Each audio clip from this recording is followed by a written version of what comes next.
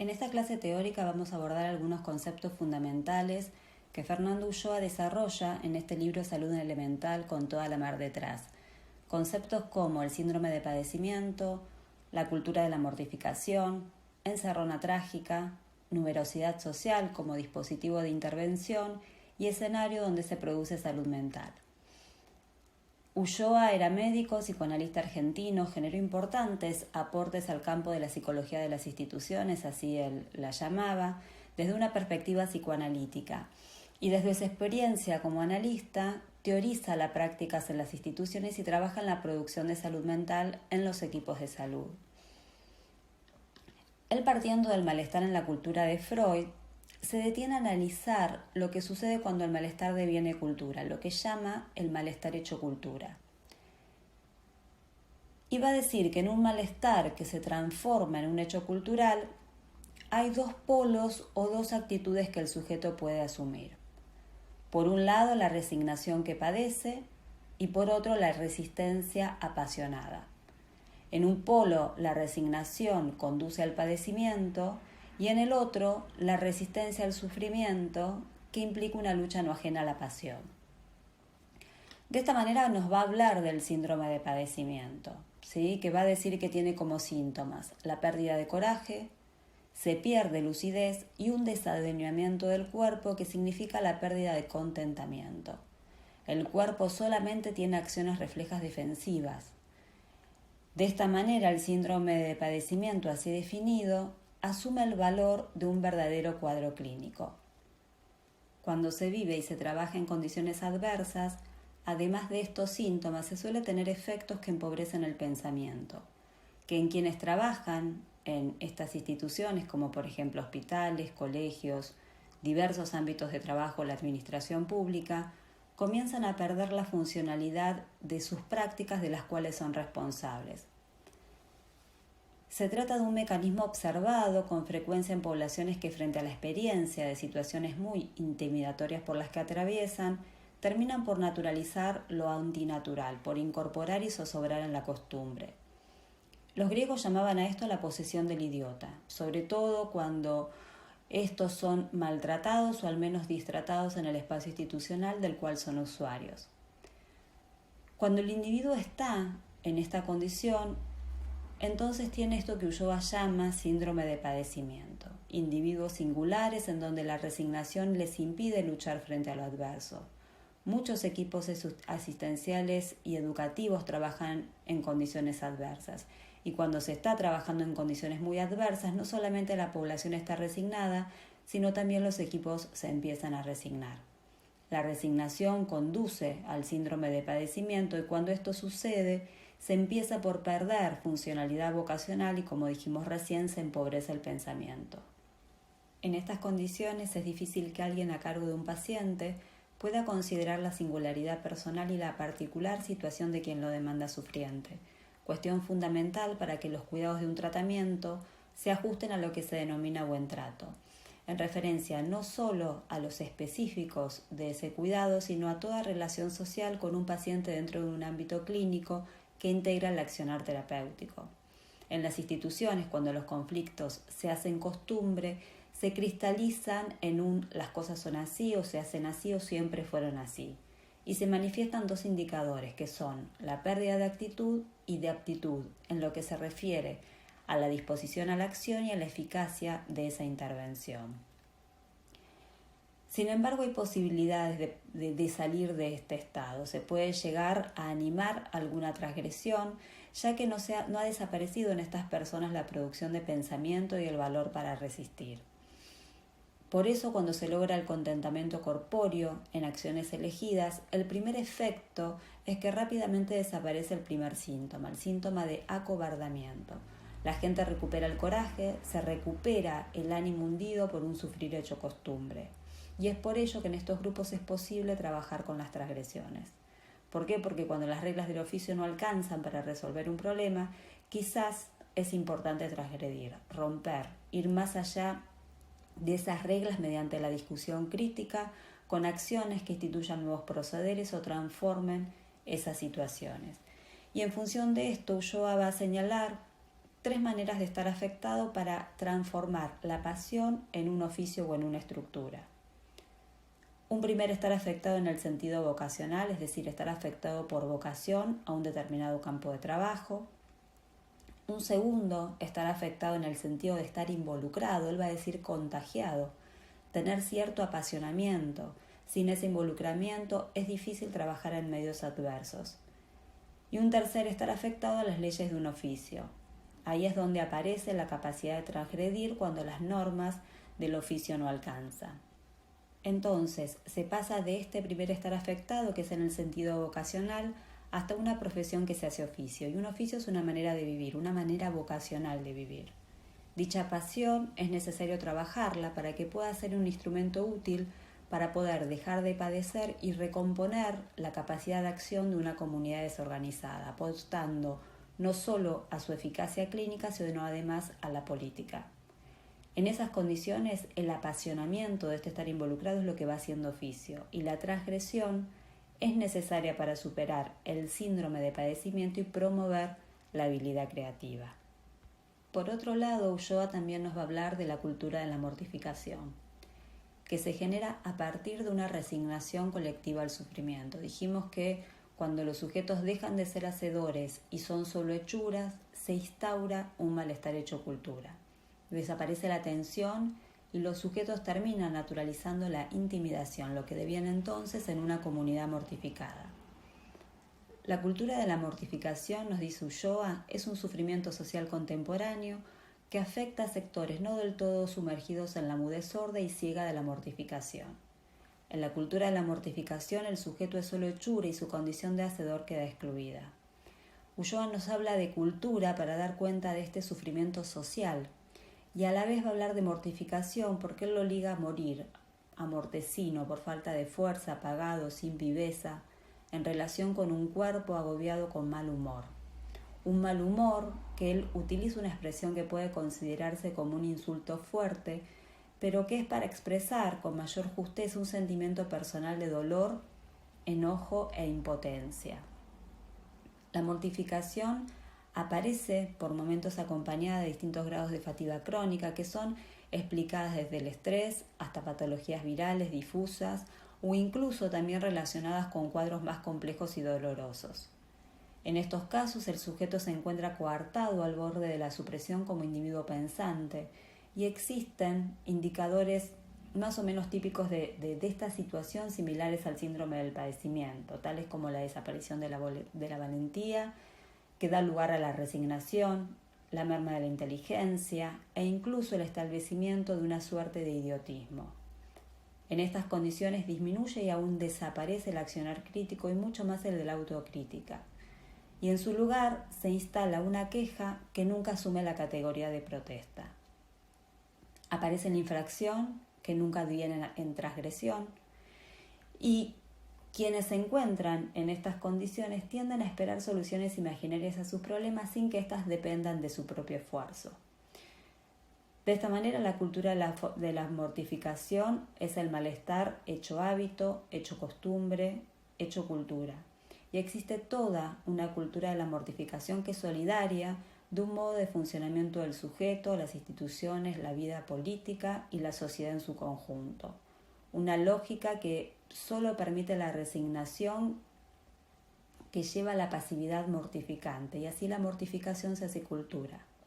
Es por esto que una clínica de la salud mental tiene la responsabilidad de recuperar el contentamiento, el coraje y el ánimo hundido hecho costumbre, recuperar el valor de la protesta y la transgresión latentes en esta situación quejosa que va a permitir la posibilidad de restablecer algo del juicio crítico y la toma de conciencia de las causas de este sufrimiento. De esta manera ya hablamos del síndrome del padecimiento, de la cultura de la mortificación y ahora vamos a abordar el concepto de encerrona trágica. En novela clínica psicoanalítica, Ulloa decía que la tragedia bajo la forma de encerrona trágica es un factor epidemiológico que puede presentarse en cualquier ámbito institucional que mortifica y coarta a los sujetos. El concepto de encerrona trágica alude a una situación de dos lugares, donde no hay un tercero de apelación que rompa esa situación. Ulloa la conceptualiza trabajando en el campo de los derechos humanos con los familiares de desaparecidos para dar cuenta del horror de la dictadura militar en nuestro país y la tortura como situación límite. Es por esto que señala que el paradigma de la encerrona trágica es la mesa de tortura. Una situación de dos lugares, de torturado-torturador, sin tercero de apelación, alguien que represente una ley que garantice la prevalencia del trato justo. Una situación en la cual se halla un sujeto que para dejar de sufrir o para sobrevivir depende de alguien que lo atormenta sin piedad. Estos aportes de Ulloa constituyen una herramienta para trabajar con quienes padecen el sufrimiento vinculado a distintas situaciones de crueldad. Si consideramos, como define Ulloa, la encerrona trágica, como toda situación donde alguien para vivir, trabajar, recuperar la salud, incluso tener una muerte asistida, depende de alguien que lo maltrata o que lo distrata sin tomar en cuenta su situación de invalidez. También él va a decir que la encerrona trágica es paradigmática del desamparo cruel, ese desamparo en el que quedan sumergidas las víctimas en la crueldad. El afecto específico de toda encerrona trágica es el dolor psíquico, un sufrimiento que se diferencia de la angustia por su infinitización y porque se termina viviendo familiarmente aquello que es hostil y arbitrario. Este dolor siniestro es metáfora del infierno, por presentarse como una situación sin salida, en tanto no se rompe el cerco de los dos lugares por el accionar de un tercero que habrá de representar lo justo.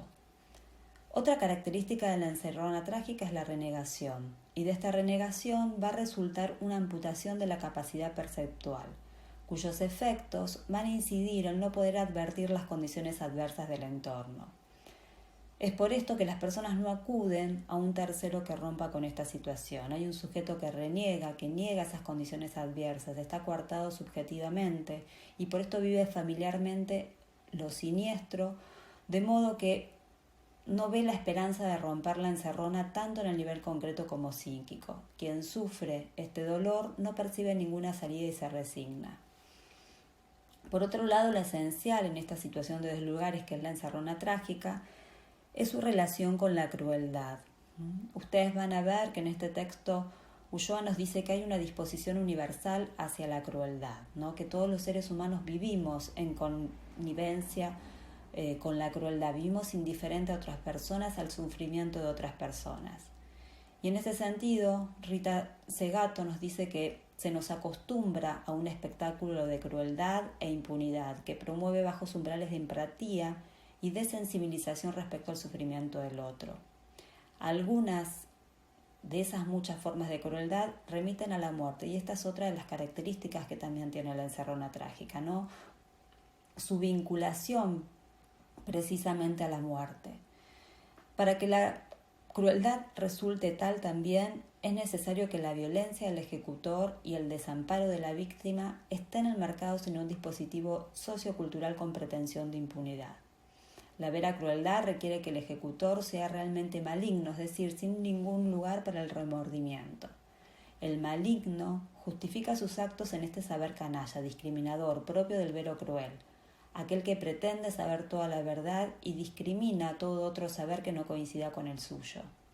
Esa discriminación excluye, odia y cuando puede elimina. Eliminación que a su vez reconoce diferentes grados. Puede ir desde matar con la indiferencia de un sujeto hasta desecharlo como semejante por no pertenecer a una misma clase o en negarle la condición humana, deshumanizarlo. En todas estas situaciones se da el trato cruel opuesto al buen trato, propio de la producción cultural de la ternura. La ternura es la instancia psíquica fundadora de la condición humana. Es el paradigma opuesto a la mortificación y tiene tres suministros: el abrigo, el alimento y el buen trato. Es el escenario donde comienza a forjarse el sujeto ético. Ahora bien, Ulloa también lo que nos dice es que la mayoría de las veces las encerronas trágicas, precisamente por estar encerradas en los límites del sujeto coartado, no hacen demasiado ruido. Entonces, como psicólogos y psicólogas debemos estar dispuestos a leer, a escuchar. Si se puede escuchar ese sufrimiento, leerlos en términos de desamparo, ofreciéndonos como agentes de la ternura, podemos intervenir siendo el tercero de apelación. Es muy importante nuestro posicionamiento tanto tercero que ponga fin a ese trato cruel y que posibilite la puesta en acción del conflicto, lo cual supone un intento de dramatizar lo que está paralizado en las encerronas singulares. En la numerosidad social, dice Ulloa, cobra especial valor lograr componer una narración que aluda a lo que sucede, que esté puesta a disposición del que la desee. La narrativa justamente permite develar lo que se ve en la escena trágica. Si bien en la numerosidad social, el psicólogo o la psicóloga, él se va a referir al analista en general, ¿no? Conduce una situación colectiva, su eficacia habrá de operar en la singularidad de cada sujeto contextuado institucionalmente. El concepto de numerosidad social es uno de los ejes del libro. ¿Sí? Es el término que utiliza Ulloa para designar una intervención del psicoanálisis en el campo sociocultural. ¿Por qué numerosidad? Concretamente, la idea de numerosidad social surge a partir del uno a uno corporal, analista-analizante, y en el campo sociocultural a esa dualidad analista-analizado se le suma una serie de sujetos de cuerpo y habla presentes y comienza a conformarse así tal numerosidad. Entonces, la numerosidad social es el escenario donde se produce salud mental. En la numerosidad social cuentan tanto sujetos de cuerpo presentes como sujetos hablantes cuentan. El primer cuenta es el inicio de un sujeto social porque se inicia a través de la mirada y alude al principio de reciprocidad. El primer cuenta se refiere a que la mirada sea en reciprocidad en el sentido de que cada sujeto sea perceptor y percibido. El segundo cuenta se refiere a la condición hablante del sujeto y también tiene que ser recíproco, es decir, ser escuchado y escuchar a las demás. De esta manera se produce un acto del habla mirado.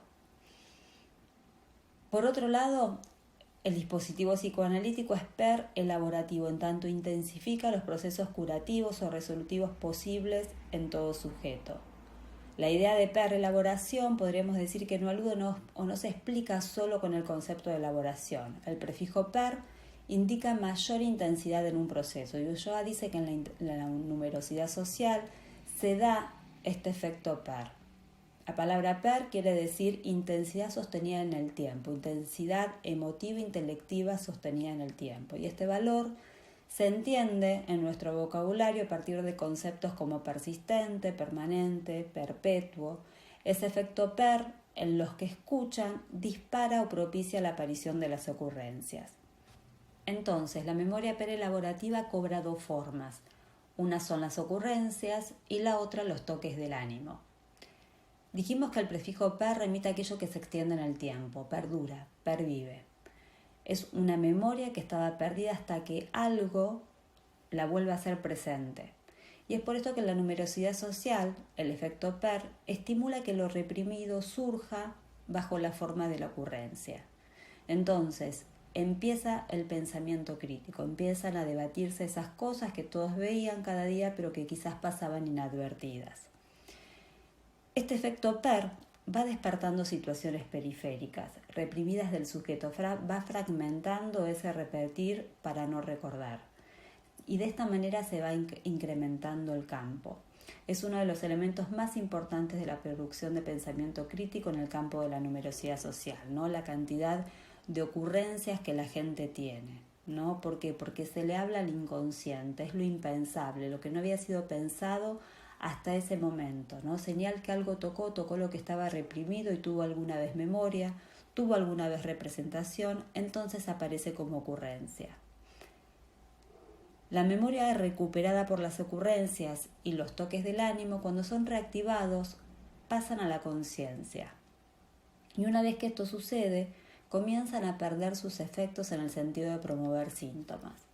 Cuando esto ocurre, configuran una legítima cura transferencial, pero intertópica, es decir, donde lo inconsciente va haciendo conciencia. Esta es la única transferencia que es pertinente manejar en la numerosidad social. La intertópica que va haciendo conciencia de lo inconsciente y que de esta manera permite no desplegar acciones para el cambio. Ulloa nos dice que cuando un analista es convocado pero no es demandado en su función interpretativa, el recurso que tiene como herramienta para trabajar es el del debate crítico, un debate que va a estar auxiliado por procederes críticos. Entonces, si se trabaja con un equipo asistencial o docente y se promueve un debate crítico, la gente ¿sí? se va a escuchar y se va a mirar en reciprocidad. Entonces, empieza ahí a ser un dispositivo de esa numerosidad social, en donde el debate garantiza un proceder crítico que cuando se logra hace retroceder la intimidación, ¿no? La intimidación que genera, por ejemplo, el síndrome de padecimiento. El lugar vacante es ocupado por lo que él llama la resonancia íntima. En esta resonancia lo que alguien dice es escuchado en coincidencia o en disidencia, sin romper dicha resonancia.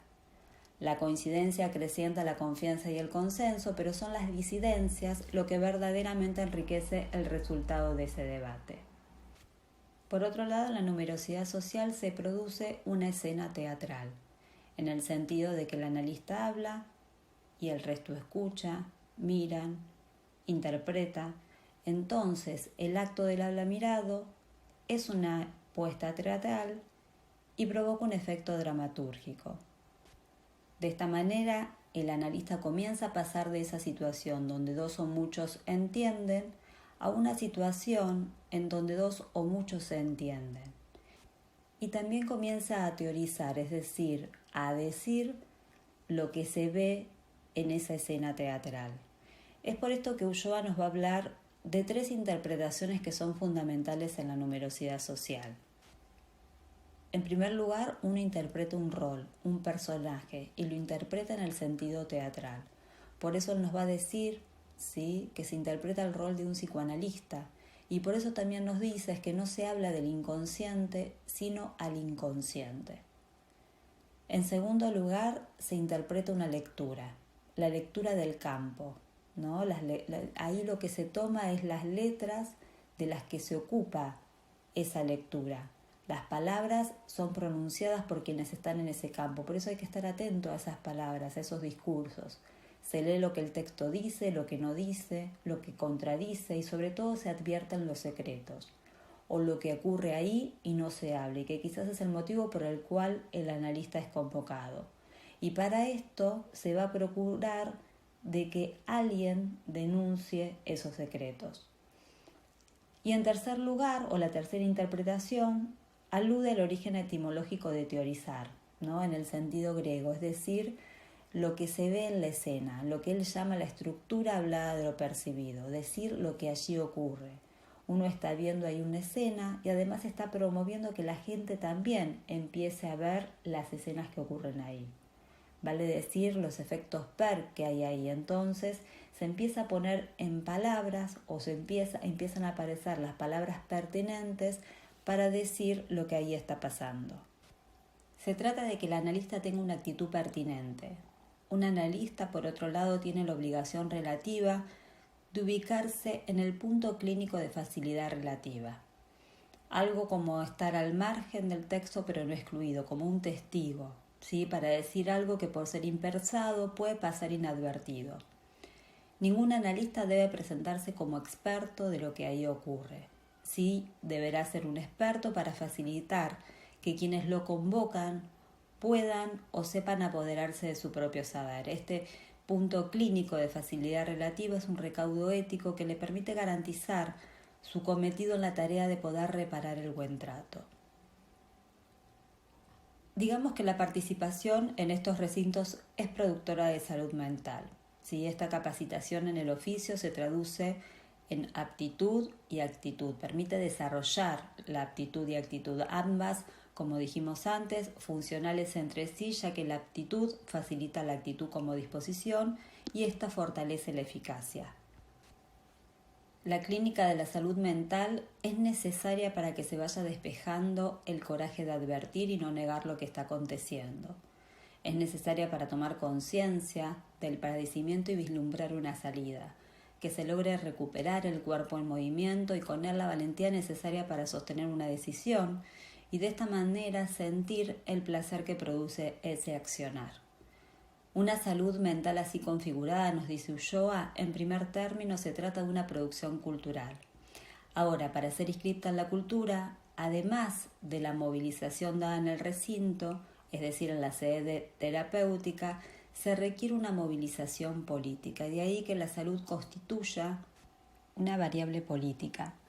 Ulloa dice que el analista, como toda persona que desenvuelve su acción en el campo social, debe tener en cuenta la dimensión política propia de la condición humana, se haga o no cargo de ella. Es por esto que cualquier modalidad de salud, como dice él, tiene al menos dos vertientes, la clínica y la política. Además, esta salud también tiene el valor de contrapoder, en el sentido de poder hacer pese a las condiciones adversas, un contrapoder anudado a la capacitación que los operadores van adquiriendo mediante el debate crítico y una variable política necesaria para la toma de decisiones. De esta manera, la salud mental es una producción cultural, es una variable política y es un contrapoder. Un poder hacer que permita la salida de ese malestar hecho costumbre, en donde cada sujeto vaya aportando desde su singularidad un entusiasmo, una valentía, una lucidez en el aprendizaje de tomar decisiones y donde los profesionales no pierdan la pasión y la vocación en el oficio, como tampoco la inventiva ni la valentía para que los colectivos y en ellas las personas puedan no resignarse y recuperar el contentamiento en acciones elegidas. Ulloa nos plantea que el objetivo principal de la práctica clínica en general y de la clínica institucional en particular debe consistir en la producción de salud mental. En ella se da prioridad a los contextos sociales, comunitarios e institucionales que son potencialmente facilitadores o obturadores de los procesos de producción de salud de enfermedad. Para ello debemos pensar la salud mental en el espacio público político, como una producción compatible con la capacitación de los equipos que operan en ese espacio. Este es el quehacer de la clínica de la salud mental, con un alcance que incluya, además de los conocimientos específicos, suficiente contrapoder para poder trabajar en la adversidad. Bien, de esta manera, con este texto finalizamos el módulo 1 y a partir del próximo encuentro comenzaremos a trabajar con el segundo módulo que tiene que ver con los modelos y métodos de intervención.